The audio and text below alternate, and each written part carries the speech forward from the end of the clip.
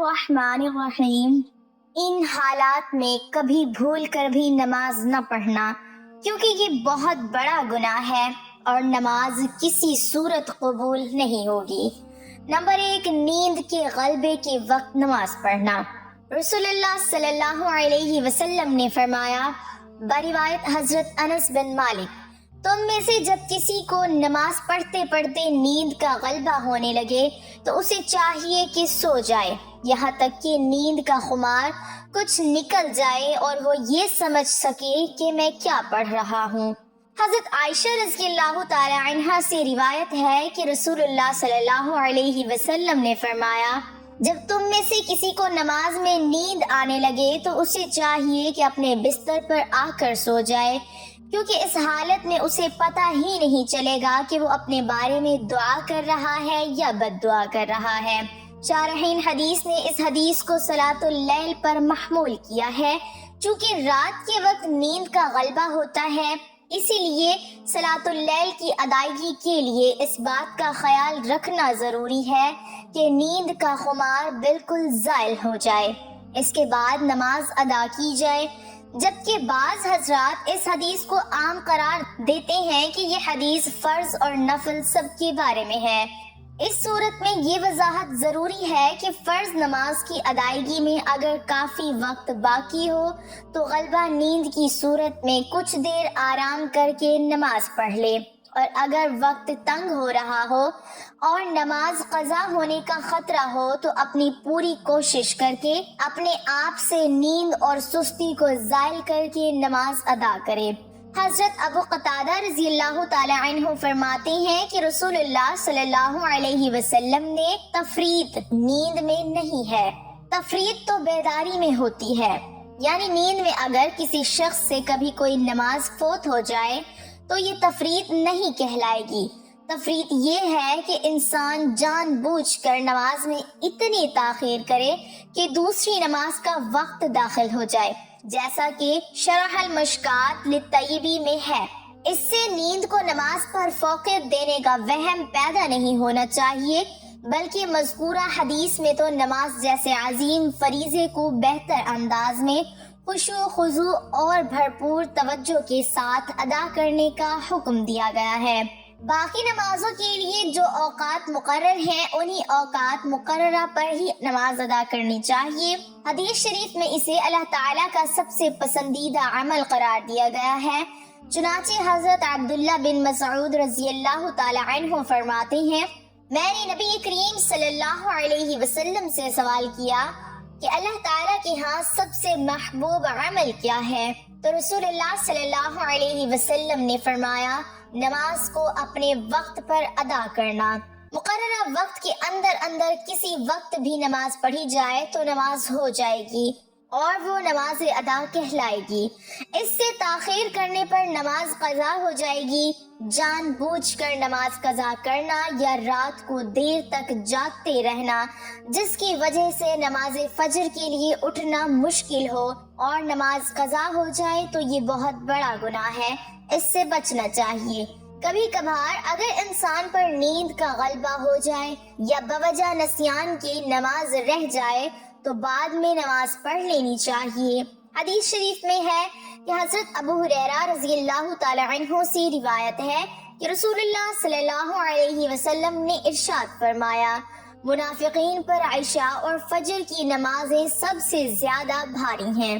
اگر انہیں ان نمازوں پر ملنے والا اجر معلوم ہو جائے تو ان نمازوں کی ادائیگی کے لیے گھٹنوں کے بل چل کر آئیں، اور میرا دل چاہتا ہے کہ میں نماز کا حکم کروں اور نماز کھڑی ہو جائے، اور پھر میں کسی کو جماعت کرانے کا حکم دے دوں اور خود کچھ ایسے لوگوں کو ساتھ لے کر جن کے پاس لکڑیوں کی گٹھڑی ہو، ایسے لوگوں کی طرف نکل جاؤں جو جماعت میں کسی شرعی عذر کے نہ ہونے کی صورت میں بھی شریک نہیں ہوتے، اور جا کر ان کے گھروں کو آگ لگا دوں۔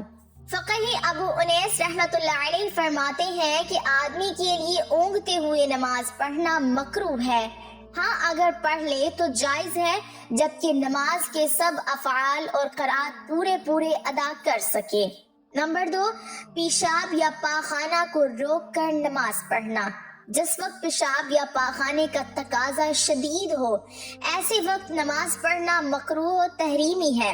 اسی طرح اگر نماز کے دوران پیشاب یا پاخانہ زور کرے تو نماز توڑ کر فراغت کر کے پھر نماز پڑھنا چاہیے، اور اگر اسی حالت میں نماز پڑھ لی تو نماز کراہت کے ساتھ ہو جائے گی اور گناہ ہوگا۔ لیکن اگر وقت تنگ ہو، اس طور پر کہ اگر وضو میں مشغول ہوگا تو نماز کا وقت ختم ہو جائے گا، تو پہلے نماز پڑھ لے، اس لیے کہ نماز قضا کرنے کا گناہ زیادہ سخت ہے بنسبت کراہت کے ساتھ نماز پڑھنے کے۔ صورت مسئولہ میں چونکہ وقت تنگ ہونے کا عذر نہیں ہے، اس لیے پہلے پیشاب پاخانہ استنجا سے فارغ ہو کر وضو کرے، پھر مغرب کی نماز پڑھے۔ پیشاب پاخانہ لگے ہونے کی حالت میں نماز پڑھنے کی ممانعت احادیث مبارکہ میں آئی ہے۔ ذیل میں چند احادیث نقل کی جاتی ہیں۔ حضرت حشام بن عروہ اپنے والد عروہ سے روایت کرتی ہیں کہ حضرت عبداللہ بن ارقم رضی اللہ تعالی عنہ لوگوں کی امامت کرایا کرتے تھے۔ ایک دن جماعت کا وقت ہو گیا تو آپ قضائے حاجت کے لیے چلے گئے، پھر واپس آئے تو فرمایا کہ میں نے رسول اللہ صلی اللہ علیہ وسلم کو یہ فرماتے ہوئے سنا ہے کہ جب تم میں سے کسی کو پاخانہ لگا ہو تو نماز پڑھنے سے پہلے اس سے فارغ ہو لے۔ حضرت ثوبان رضی اللہ تعالی عنہ سے روایت ہے کہ رسول اللہ صلی اللہ علیہ وسلم نے فرمایا، کسی شخص کے لیے یہ جائز نہیں ہے کہ دوسرے کے گھر میں تاک جھانک کرے بغیر اس کی اجازت کے، اور اگر اس نے ایسا کیا تو گویا کہ وہ اس میں داخل ہو گیا۔ اور کوئی امام جماعت سے نماز پڑھائے تو صرف اپنے ہی لیے دعا نہ کرے، مقتدیوں کو چھوڑ کر اگر اس نے ایسا کیا تو اس نے ان کے ساتھ خیانت کی۔ اور کوئی شخص اس حالت میں نماز کے لیے کھڑا نہ ہو کہ وہ پیشاب پاخانہ کو روکتا ہو۔ حضرت امامہ رضی اللہ تعالی عنہ سے روایت ہے کہ رسول اللہ صلی اللہ علیہ وسلم نے منع فرمایا کہ کوئی شخص اس حالت میں نماز نہ پڑھے کہ وہ پیشاب پاخانہ کو روکتا ہو۔ حضرت عبداللہ بن ارقم رضی اللہ تعالی عنہ بیان کرتے ہیں کہ نبی صلی اللہ علیہ وسلم نے فرمایا، جب نماز کا وقت ہو اور تم میں سے کسی کو پاخانہ کی حاجت ہو تو وہ پہلے رفع حاجت کر لے۔ نمبر 3، سخت بھوک کی حالت میں نماز پڑھنا۔ اگر جماعت تیار ہو اور بھوک بھی شدت کی نہ ہو تو ایسی صورت میں نماز سے پہلے کھانا کھانا جائز نہیں ہے۔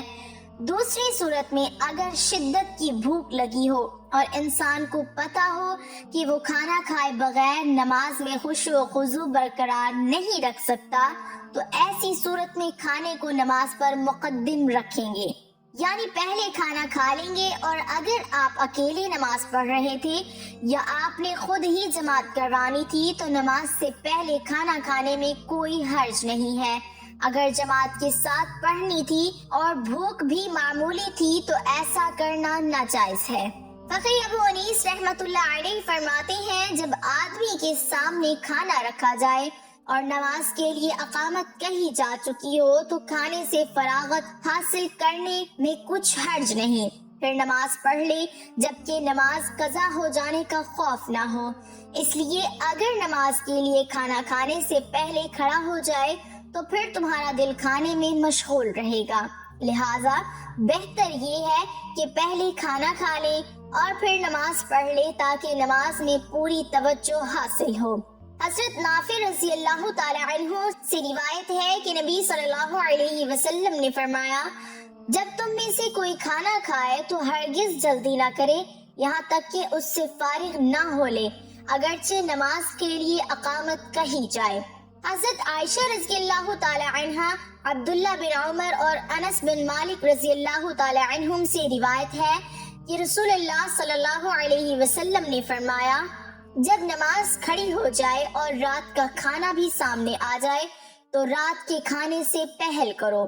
جب نماز کھڑی ہو جائے اور کھانے پینے کی اشیاء سامنے موجود ہوں تو مناسب یہ ہے کہ کھانے پینے سے پہل کی جائے تاکہ نمازی کی بھوک ختم ہو جائے اور اس کا ذہن دوران نماز کھانے کی طرف نہ لگا رہے۔